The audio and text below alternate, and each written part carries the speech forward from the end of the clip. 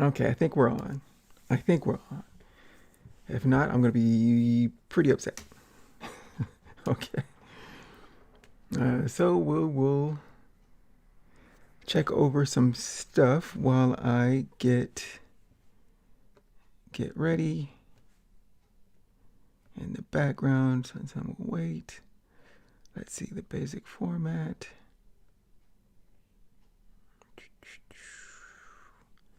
Where's the artist samples? There we go. We'll leave that for the correct time. And we don't need that for a moment.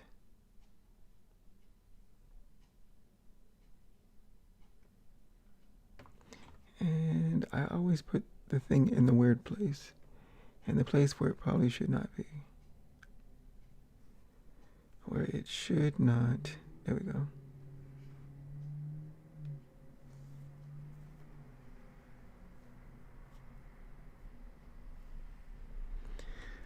Are we ready? Nearly. I should have this. I should put all this in basic format, shouldn't I? Yes, I should. Alright, so we're going to take all of this, put it in here, and we're going to close that. We can delete this if there's nothing else. Nope, nothing in it. So now we can delete it. Yep, delete it. Okay. Give it a couple moments, because I want to try to get these things somewhere near 9 o'clock. Well, 10 o'clock as our starting point. 10 o'clock. So I'm just going to check everything's okay. Let's see. I think everything's okay.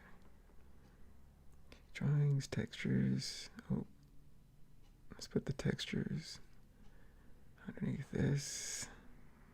I try to be neat and tidy, but sometimes my filing system fails me. But I think we're good now. Okay. 9:59 is good enough. I hope we are recording all of this. Let's save this.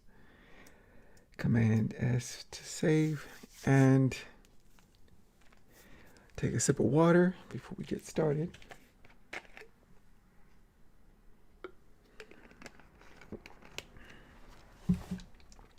Okay. 5th episode. I'm still getting used to all this.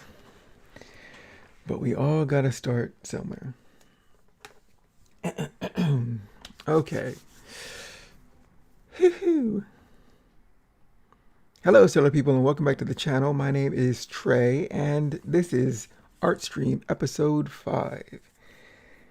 And if we look at the notes, which will be the format of this episode, which again will be about an hour, I'm going to talk about some formatting and some housekeeping in the beginning.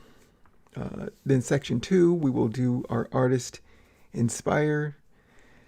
Today's artist is Pepe Larraz, where I will probably just fanboy out and just geek out over some of his artwork. And then after I'm through with geeking out, we're going to go into... Darn these motorcycles. We are going to go into some sketchy stuff with the character's SunSon, a character I'm still working on that I think I will have for each episode title, episode thumbnail. Yeah, that's the word, thumbnail. I'll probably use that character all year just to, try to flesh out the character and have something to view as the thumbnail for these art streams. We'll call him the unmascot mascot for now. As we go on, things will change and morph, and I'm just ready to accept whatever happens. And then to tidy up, we will go into the outro, where we'll probably talk about what's going to happen in the next stream, next art live stream, and say the goodbyes, and I will then see you for the next week. So that is the notes. So let's get to section 2, artist inspire. So that part is over. And so now let's get into, where are you? Artist samples. And today's artist, we can take that off. Thank you, basic. Oh, no. Basic formatting. What are we doing? This is the problem when you have too many layers. Okay, where is my...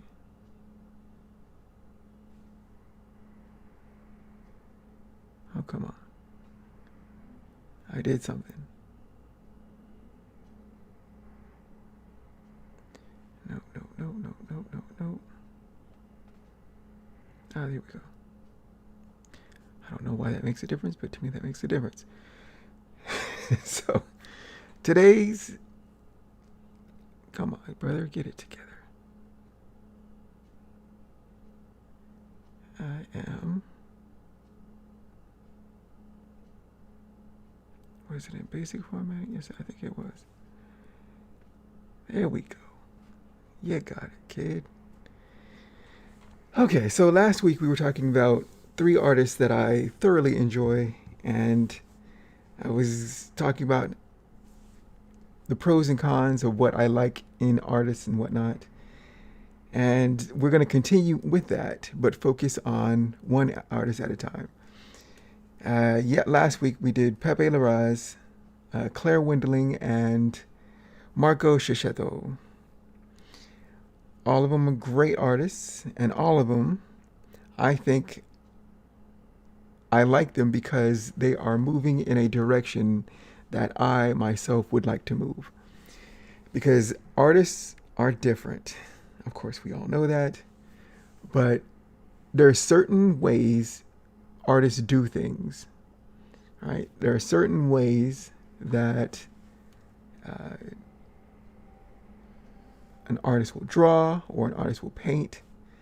And first I'm going to go off script because I was going to do something for a moment, but we're just going to take a pause. So Ahmed Al-Dori, he has a YouTube channel. Actually, let's go to one of those YouTube channels.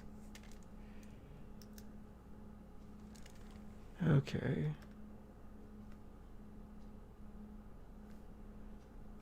I think I have it in, I have a reference of YouTube artists, or Art YouTube, and he is, here we are, Ahmed Al-Dori. A great artist. I thoroughly check out his stuff. Lovely work. He does a lot of live painting and whatnot on his channel, some of the videos. Right. And so sometimes when I'm sketching, I'll put on another artist and I'm sort of have them in the background, like it's an art jam, which I used to do in college with some art friends of mine, where you just go over to somebody's house and you just draw. Right? They're working on whatever they're drawing, you're working on whatever you're drawing, and it's that, I don't know, a feeling of camaraderie. We're each going through the same thing, but doing our own thing. And it's just a great time. So I sometimes simulate that with other artists on YouTube. But Ahmed Al-Dori, he made, I want to credit people when I can. So he made some charts that I use. And I don't use these often, but I always like to look at these from time to time. So Command T, and let's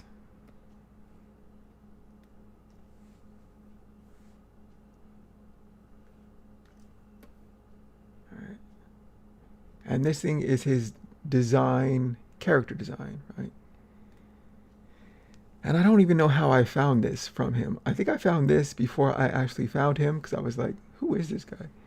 But I like how this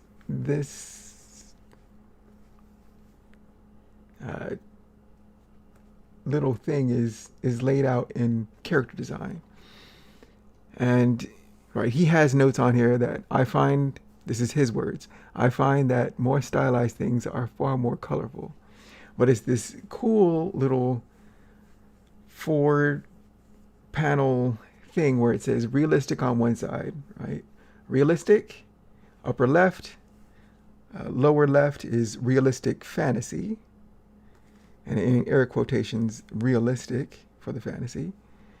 And then on the right side, upper right is stylized, and then lower right is stylized in air quotations, fantasy.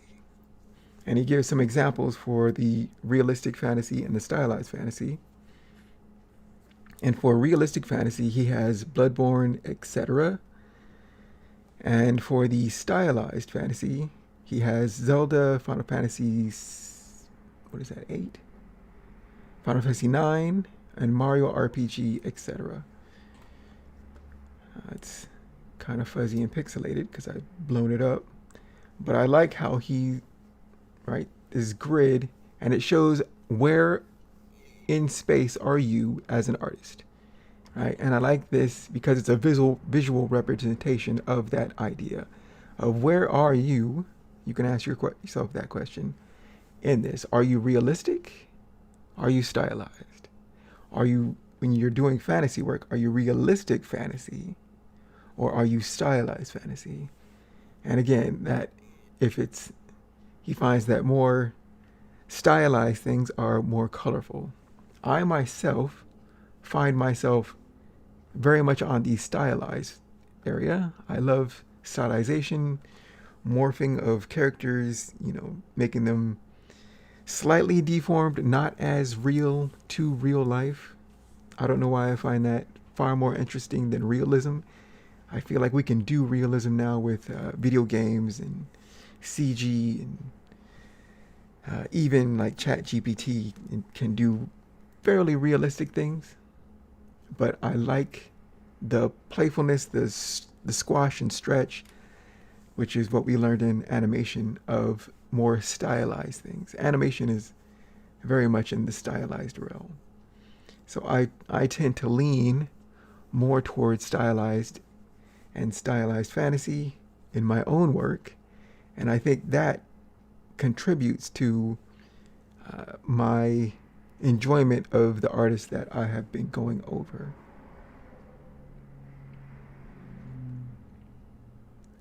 So that is, let's apply that, yeah, sure. I also have another one from him, and that is this, if you were making a character portfolio, like what would you do for that? And I thought, oh, that's a great, again, a visual representation of what you could add into a character portfolio. And he has, columns of sketches, variations, turnarounds with detail, or turnarounds of details. Like if they have an item on them, like a weapon, is it a unique weapon? What are they like in the turnaround with that item? Expressions, poses, and movements. A single render, like very polished. Right? If you're going to have something on a cover, you sometimes have, something that this is what the thing is. You want that highly established before they then go into how did you make that thing. Archetypes and lineups. I love lineups. Love lineups. Because lineups, it helps you differentiate, like I think we were talking about last week, of characters, right? If you have one character who's, say, a boy, next to another character that's his older sister, right? Those are two variations. So you have the child and his older sister, male, female. Maybe he's a little bit more, has that childlike chubbiness, like cherubness, shall we say. And she's very thin. and here's older sister. So you're trying to play off of, right? And I find I can do that the best in a lineup. If you have to make 3 to 5 characters, it's easier to make simple shapes and then deform those shapes to make very stylized characters that you can tell who the characters are, like an older man, a child, a lovely woman, a buff warrior type, right? Those archetypes are great for composing and making character designs. And then lastly, the splash, which is a much more fleshed out illustration of said character. Usually it's one of those, something that you could put on a billboard, something that would stop a viewer, a listener, if it was, I don't know, visual, whatever, or auditory something. But it will make somebody stop. That's the main goal of a splash image. Make somebody stop, pay attention, look at this thing, and they usually wondering, what is that? Right? That's fantastic. I love that. And then they can find out more information through all the other stuff. But usually you have to work up to a splash, because usually your character isn't anything at the start, and you have to go through these to get to a splash. Or sometimes a splash will be done by somebody else with just a brief on what the thing is, and then they can make a splash page, and then the person who views that would then go and find out more information on what this whole thing is about. But those are 2. Ahmed Al-Dori. One more time, I salute you, sir. Very nice job. Ahmed Al-Dori. He has a YouTube channel. Check it out if you so wish. Great stuff. Now, let's get back to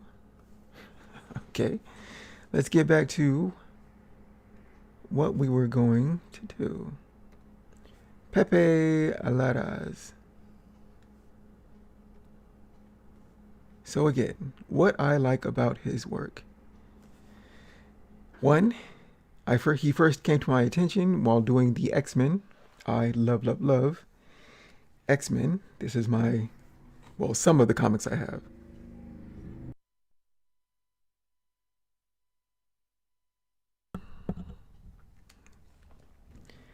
So this is some of my X-Men collection, just a small bit.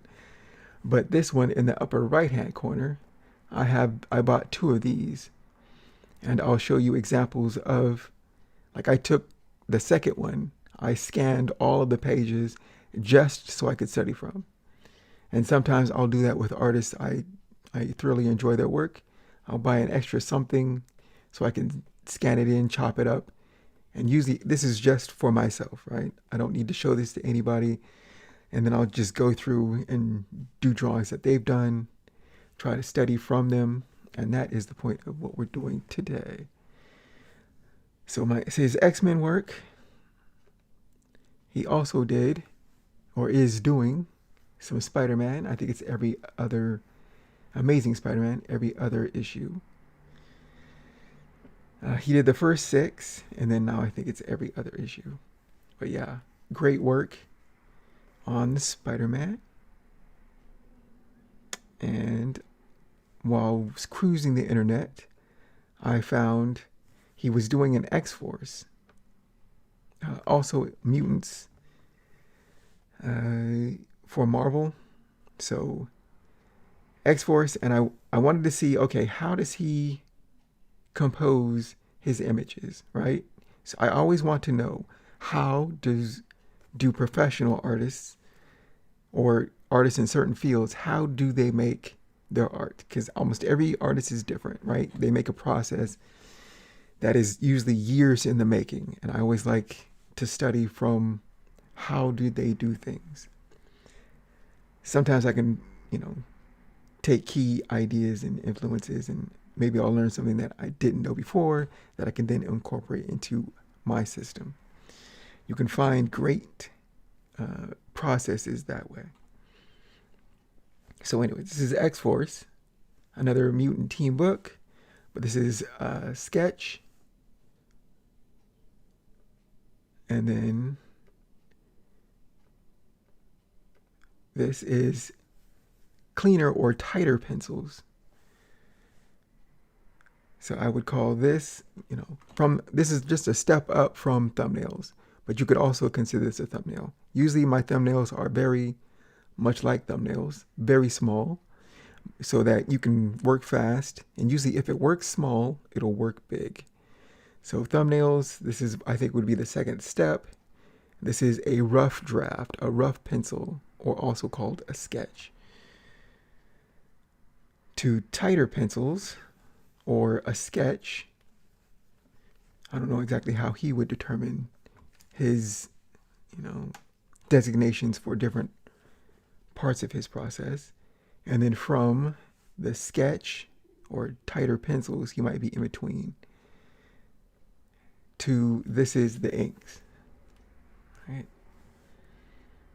So one more time, there's the step up from thumbnail. This would be, for me, the rough sketch.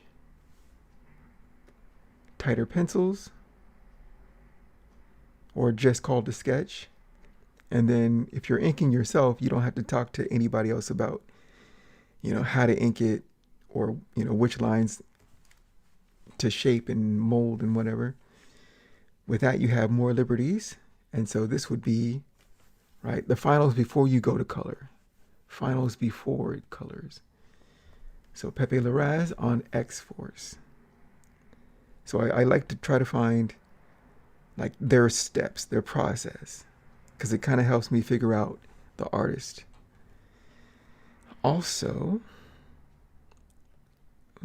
I bought this comic. This is part of the House of X. And this is a great cover. Fantastic. Pepe Larraz on the art. Marte Garcia? Gracias? We'll find the name. On the colors. Very nice colors. And usually once you have a process, and you can have a colorist or an inker that you work with more often than not, like Jim Lee Williamson, right? Williamson is the inker for a lot of the Jim Lee stuff. And so Marte Garcia, I'll get the name. Usually he is paired up with Pepe Larraz on colors. But after I bought this book, I tried to find out, but just by accident, how he made. Right. So he started with this. I think this is all digital. Yeah, I'm pretty sure this is all digital. So he might be sketching this small. I'm not sure. Or he could be doing this full size, like if he knows pretty much how he wants it. But there's usually a step before this. So there's that. And then from that, right, this is a tighter, cleaner version. Some adjustments are made. Some things are cleaned up. Like this guy in the foreground. Usually you can break things up into foreground, middle ground, background. It helps with composition. So sketch, maybe between a thumbnail and a sketch, to tighter pencils, to colors, rough colors, I believe. And then from rough colors to full colors. Right. I think this rough color stage is to separate where are your shadows. You want your cool shadows with this warm red light. So I think that's what this is. But that is gorgeous, right? Look at that. It's dynamic. It has characters doing their action thing, right? They're each doing their special moves, you could kind of say. Wolverine has his claws out. Cyclops has his ruby red concussive force beams. Jean Grey, Marvel Girl, he's doing her, she can move things with her mind, so she's taking out these guys. Nightcrawler with his sword action, he can also teleport, so that helps there. I think this is Husk, one of the newer with Monet, and they are two younger mutants. But yeah, this, look at this pose, right? You can feel this sweep through, sweep, sweep, and then there's this pyramid, right? So the framing is the red, and then the coolness we just established here, right? Contrast that red with the blue as an undertone. But that is awesome. I love it. Absolutely love it. So now let's talk about, I have more examples where I'm going to try to break down why I like his work. One, it's very dynamic, actually. Let's start. Notes.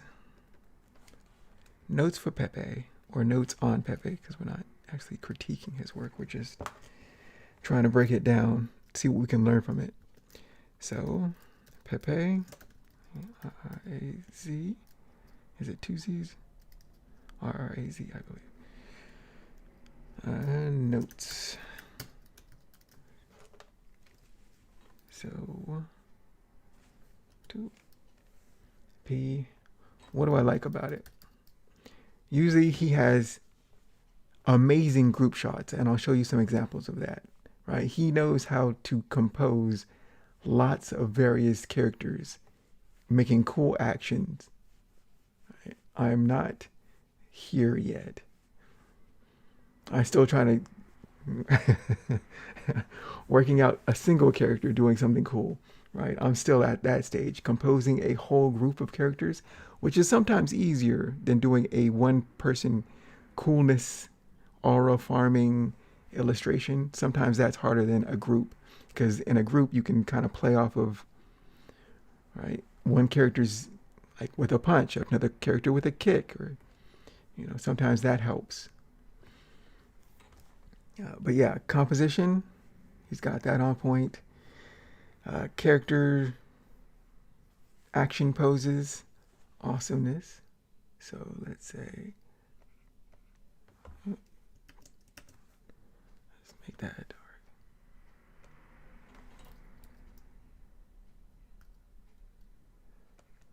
Okay. Composition, groups, action poses. He also has really great scale. Action pose. And I think you can increase action poses by doing a lot of gestures. So I need to note to self, do more gestures.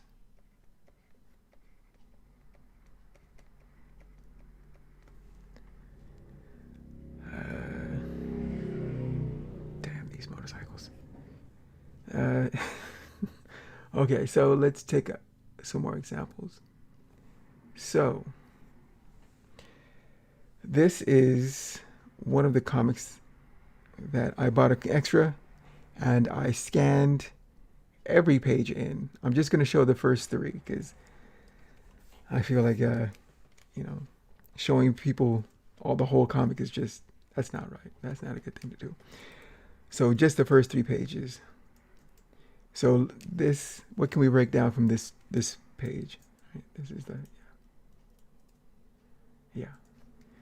Okay, so he has an epicness to his work. Like you can tell, this is the establishing shot, right? Usually you start a comic with an establishing shot unless you want to disorientate the author for a reason, the reader for a reason. So establishing shot, you have what looks to be alien because there's two moons, right? Or maybe one's the moon and the sun, but there's something off about this. So you're like, okay, this isn't, well, also with the text, it says other world, but just by looking at it, we're going to take, without the words, we're going to look at the images, right? I would say an alien world, and there's a war going on. There's fire, there's smoke, to an army, and these guys are the most important because there's a spotlight on them. Right. Then you have a cool character, mysterious, because he's wearing a helmet or a mask. And then character number 2, also mysterious, cool looking mask. Number 3, seated, also with a mask. And then last person, I think from behind, with a flaming head, right? And this is establishing shot. Characters, we don't know who they are. Look at that. That is, damn, that's good. And then this character turns back to the other 3 to say something, and then they're like, let's go. And then the war starts. Look at these guys. You don't have to usually show crowd. Well, you can just give the impression of a crowd without detail, especially in the far background. So again, far background, middle ground, foreground. All right, so you break that up. So you could say far back, these guys are on the middle plane, and then the foreground. But these guys are gnarly looking. Next is this, I think, is inside the Citadel, right? They're totally different, slightly, again, alien. And you're like, wait a minute, is he riding a dinosaur? What is this? The dress is odd. The characters, slightly odd. And a dinosaur-ish thing. Okay, so again, interesting. I like the architecture. Everything's going towards with the motion of the character. Characters speak. This guy is more important because he didn't bow. The messenger takes off. And then we cut back to the exterior, another establishing shot. So this is a continuation. You got the going from the Citadel out, these guys, and the one mysterious person takes out the messenger, and the flight carries on. That is great storytelling right there. That is fantastic. Right? He said so much. Right? Without even words, I know exactly what's going on. Right? Who the bad guys are, who the good guys kind of sort of are, but you're like, ooh, that guy just got taken out. And then we go to, okay, Marte Gracia. There we go, a color artist who often works with Pepe Larraz. Right. So we found Marte Gracia. And so, one more. This will be the last one for this. Characters. And then we see the messenger. Yeesh. Messenger has arrived. What I like when comics make that the passage of time has, right? We saw the characters. We ended on a cliffhanger, right? At this bottom one, the messenger pterodactyl continues on, and we're like, I wonder what happens. And you go to the next page and you're like, oh. So it's like your mind gets to wondering. And then we see the result of what happened previously. So it hooks up. And then you have these characters looking down at the messenger. Messenger delivers the message. And, right, then she looks concerned. And then you wonder, this is like the page turn. What I like to think about on the page turn. She's concerned. She says her words. And you're like, okay, what's going to happen? That is great storytelling. So again, he can show emotion, right? That's an extreme emotion, some concern, beautiful design,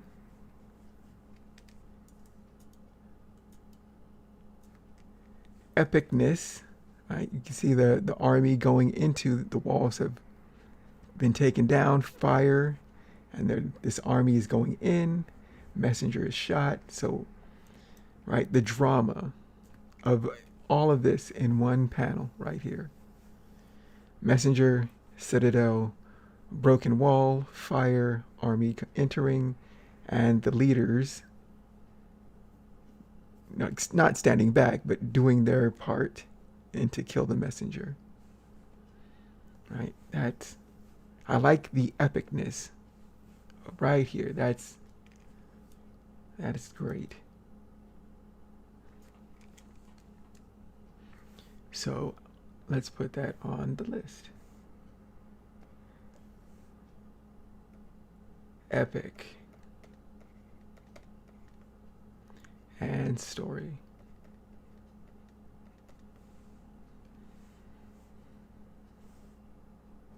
All right.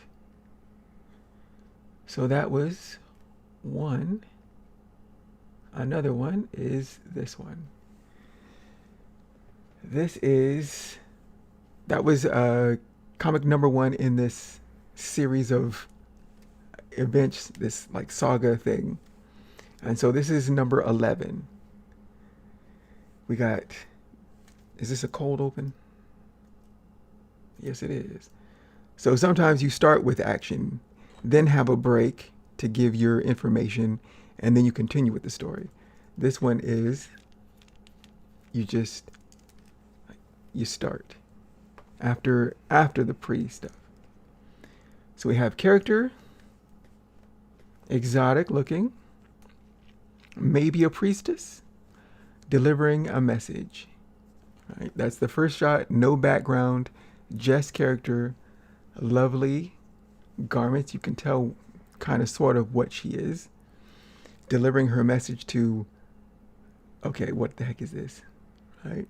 He's up there. He looks unusually large, right? The lady, and he has items all around, but nobody else but this guy. Like, okay. Next page, she's delivering her messages to various different people. And in each one of these, look at that. We don't know, these guys look kind of scary. Delivers the message. She has the light on her while everybody else is in darkness. That makes it kind of spooky, kind of menacing, but awesome. Another message delivered. Futuristic. These guys look like, what, maybe techno-organic, highly industrial, kind of spacey. She delivers her message. Next one, this one's kind of cool. It's fantasy, but he drew the thing and it's upside down. So it's like the upside down world. She is here delivering her message to these people. Maybe they're fairies, wizards. Something's not right with this world because it's upside down. Maybe they're underwater. Ooh, maybe. There's a peacock and all of that. And then next one, also, this is very different from the one before it. We have a pig-headed guy in, what is this, a stockade? Is that what they call this? A stockade, armored guards, a wizard guy, the messenger, a little guy with horns, and fairies, I believe, chained up. So you're just like, okay, I have no idea what this is or what's going on, but this is also kind of menacing, but in a different way than this one. All right, so she delivers to different people, but you can tell the messenger from who she's delivering to. Next. So what I can gather from this is that these establishing shots is just one panel, right? The messenger and who she's delivering it to, just one panel. We don't need any more preamble to get there. She's not talking to other people about who she's going to meet or what she's going to see. She's there, no words, speaking, well, delivering the message, and then we move on. So then we have what I'm guessing is the person that we saw in the other comic speaking to, hey, there's the two people that were trying to destroy that citadel. Right? And that's kind of menacing. She doesn't seem spooked here though. But they're kind of spooky because they're not showing their true faces, because I don't think this is their true face. These look like masks. This guy seems above it all. And then this is like a transition, right? Because she's looking into what's happening here. So she's looking, so we know that she's looking on these guys who are doing their thing. I guess maybe oblivious to that they're being talked about and watched by these people. And then they're doing their thing. And again, there's different types of people. I like the angle because it shows that maybe there's enough people to stand upon these glyphs or something, which we see in this final shot. So what can we learn from this?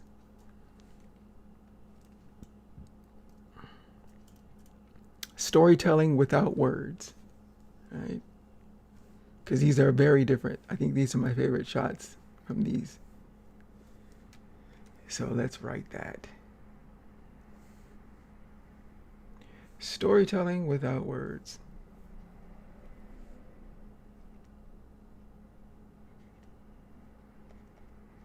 How about clear story without words? Yeah.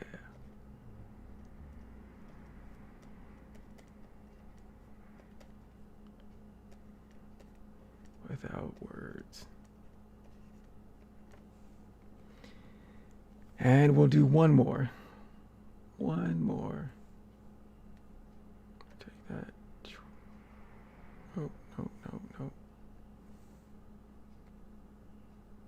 Here we are. Okay. So this is the last one.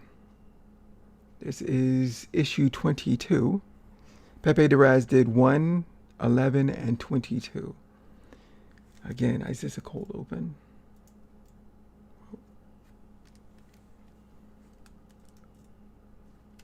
Okay, I've messed up my whole order. So, okay. So characters, some have X's through them. Interesting. Right, everything tells a tale. This guy has a question mark. Other faces are X'd out. Usually that means they're eliminated. What does that mean? So we find out. Or we don't if you, well, I know what it is, but you might not. Anyways, so again, establishing shot. We have a palace of some kind. The one person, 3 others approaching the one. So we figure this is the high person. And messenger attendants or something moving towards the lead. So yeah, 3 people Oh yes, the dragon. Okay. Did not notice this at first. Dragon, dragon. Person of standing. And then, I'm not sure what's exactly going on here. Mysterious magic, maybe. But I like the framing. You got two characters on the side in foreground or extreme foreground, so that means they're more shadowed than the central figure. And then next page, a tarot card. Well, this isn't the exact, is it the, yes it is. So we got characters. Again, this is what I was talking about. He does a lot of group shots where everybody's doing something different and it's interesting. And I love it. Because there's, again, this is a new dragon, a different dragon. But there's this person holding up the sword. Awesome. Two people, well, more than people jumping down or coming towards, right? There's a swan for some reason. A gorilla. A giant person. A person with an axe. A velociraptor. Right? This is weird stuff. But it's all interesting. Right? It's all interesting. And then you got this character looking up, hopeful, because he's smiling even though his helmet is smashed and there's blood on him. And then he gets back to the fight against dark, ominous creatures. You got Wolverine in the foreground, Storm in the back, well, middle ground, and this guy in the far background. So background, middle ground, foreground, right? And then you also have this sweeping motion. Swoosh, swoosh. Yeah, that's great. Okay, next one. And so the people that jumped out of the portal, I'm guessing, hit the ground, and there's like mini explosions. I guess they're just devastating this army. One of them approaches the person that we saw in the first issue.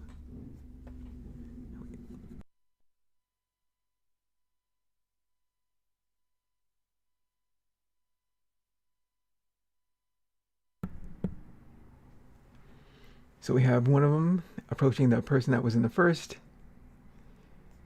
Another one is approaching, wow. I'm guessing this is the same person, but different versions of that same person. But this guy is attacking this person. This person is taking off the head of one of them. That's pretty graphic, but right. Swoosh, foreground, middle ground, and in the back with extreme actions, you can either fade the background, or like in manga, there's sometimes speed lines or textures. And so the head comes off, and then this woman tosses her staff, scythe thing, cuts another one that had her friend, right? Nice. That's pretty evil looking. So this person then sends like, what is it, a message, a signal up into the sky, and then boom, right? Summoners, and they summon, we don't even know what this is, but this is incredible. Look at that, right? Cthulhu-ish, monster worms. Yeah, that is great. Right? Epicness in storytelling. This is what I love about comic books. It's right. Every image tells a story, and that story can be as absurd and weird as you want, but you can get away with it. Okay, there's one more page that I want to show. One more page. What page was that? I can't quite remember. Oh, okay, here we go. Okay, again, this is going to be the final page of this breakdown thing. So, Cyclops, Jean Grey, which is Marvel Girl, and then the X-Men have a large roster of mutants, right? Incredible roster of mutants. So they all leap into action. So here's Jean Grey. Where's Cyclops? I don't see Cyclops. Maybe he's hanging back. But there's a whole group coming down. The Beast, Wolfsbane. We have Wolverine's son, Jackin. We've got Monet, who was on the cover of that one book. Rogue, a favorite of mine. Iceman. Anyways, there's a lot of characters coming, right? Action. All of them doing something slightly different. That's in line with their character and their powers. And it's just fantastic. And then they enter the fray. Gambit does his card throwing move, and I like how this card is popping out of this panel. Look at that. That's awesome. Domino shooting her gun at this crocodile thing. We have the Beast, who's doing his acrobatics while taking out whatever this guy is. But there's just, it's chaos, it's pandemonium, it's war, it's a giant battle. We got Cyclops now shooting his eye beams. We got Wolverine with a sword and his claws out. Jean Grey doing her telepathy. She has telepathy and telekinesis. I'm thinking the telekinesis to push these characters back or down or away. And Magic, who's become very popular today, with her soul sword, slicing through enemies. And she can teleport using discs. That's her mutant power. So yeah. Anyways, that's epicness. Let's write that down.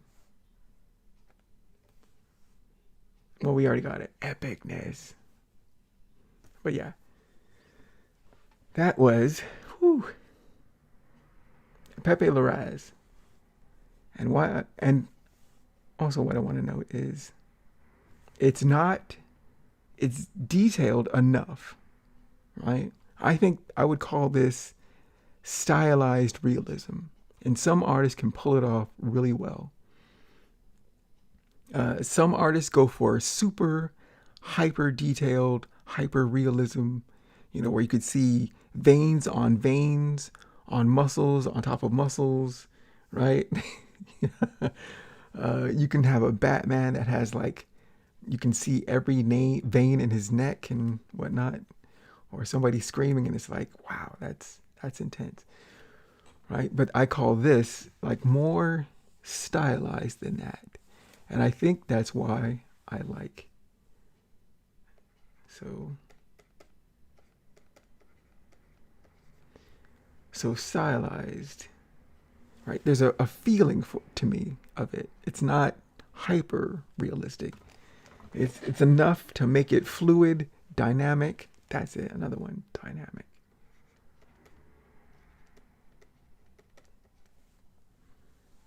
But yeah,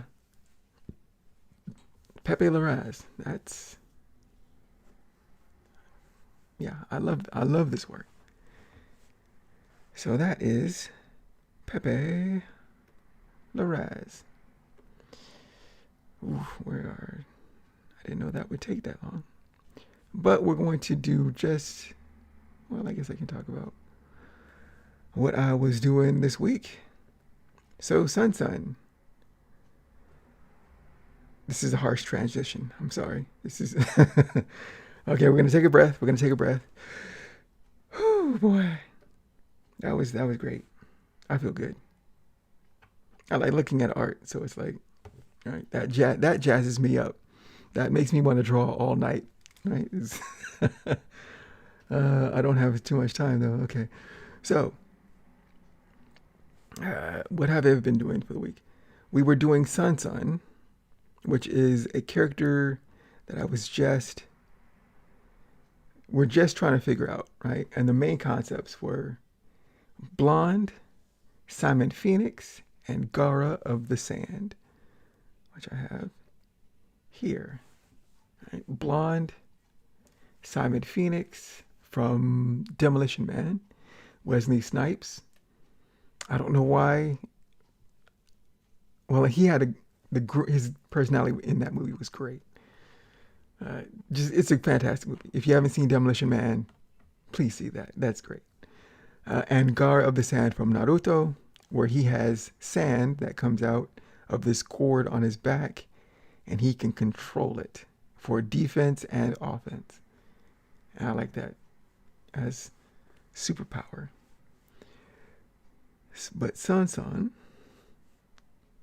these were the notes. I did some gestures of what he could be. Right. And it's just doodles. These are just gestures. Quick, dirty. I find that on my own time, I look at, say, things with action. Action poses like sword fighters, judo, karate, taekwondo, anything with movement, ballet, hip-hop dance moves, whatever it is, and you just sit there and just draw gestures for maybe 15 minutes to an hour, however long until you get bored of it, and then you can move on to something else. But just gestures. We had notes on SunSon. Cosmic being. Gold is his color. He's blonde. Cosmic eyes with the sun as the pupil. Futuristic, and maybe having the gold that he can control form into like an Eye of Ra or something, which is Egyptian, like the sun god. The Eye of Ra was drawn or sculpted into stone a lot in ancient times, and I thought that'd be kind of cool. And gold was often the color of pharaohs and whatnot.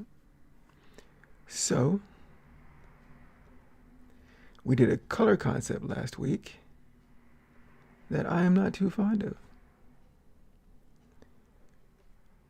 So I went back to the drawing board and made two more gestures. This and this. And sometimes I make another one so I can isolate it in for the lasso tool. I'm using Clip Studio Paint. Sometimes between Clip Studio Paint and Photoshop, the hotkeys are different.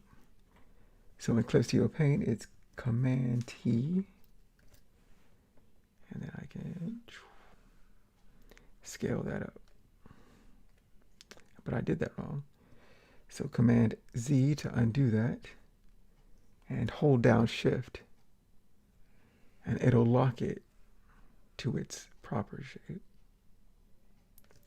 And then I can move it. But usually, yeah, I start small. Command D to deselect. Oh, enter. Now Command D. So usually I start small, and then I lasso, blow it up. And then I made this. Right, I was just sketching, and I didn't like it. After like 30 minutes, I was like, don't like it. So I trashed it, made another one. I do this a lot in my own time. It's like, I don't like that. Trash it. Made another one. Then I developed a head. And then, right, that's cool. I like that. A little bit brighter than I expected. But anyways, I have these textures. Whenever I paint, I usually make textures just for my own reference. I put them in a reference file. So But this is just a white sheet of paper And then I use a toothbrush and gouache to make these splatters on this just regular typing paper, 8.5 by 11. I scan this in. I have 3 of these. And last one. And then I take it in, scan it in, take it into Photoshop, invert the color so the white turns black. And then I punch up the colors of the splatters. And that is how I get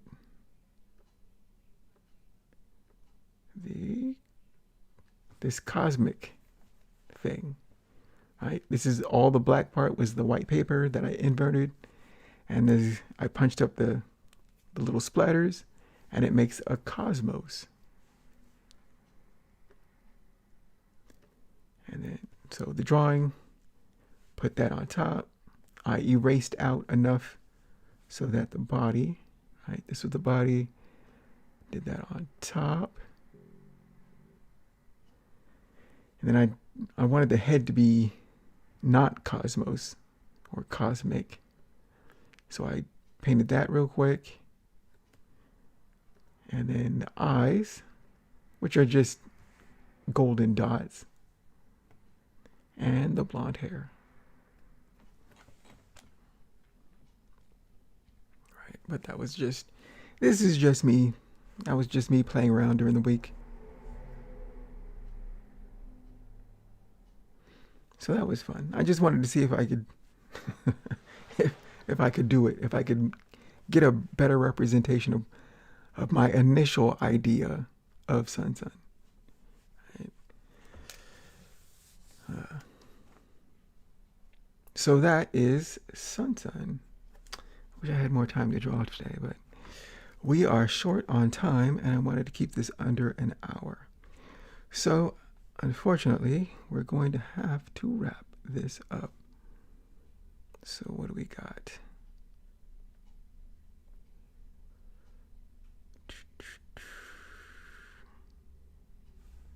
So this will be the outro.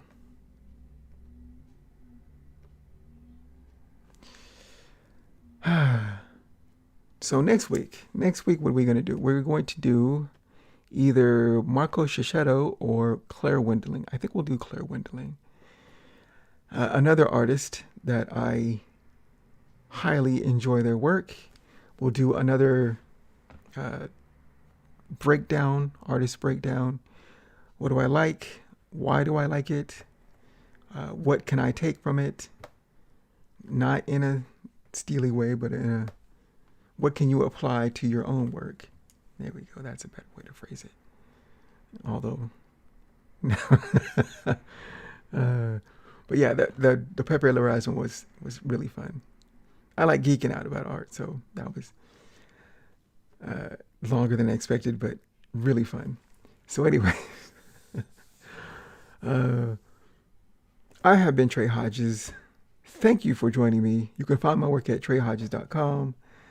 Power to all the creators, and I will see you in ArtStream episode 6. Take care and keep shining. Later, people.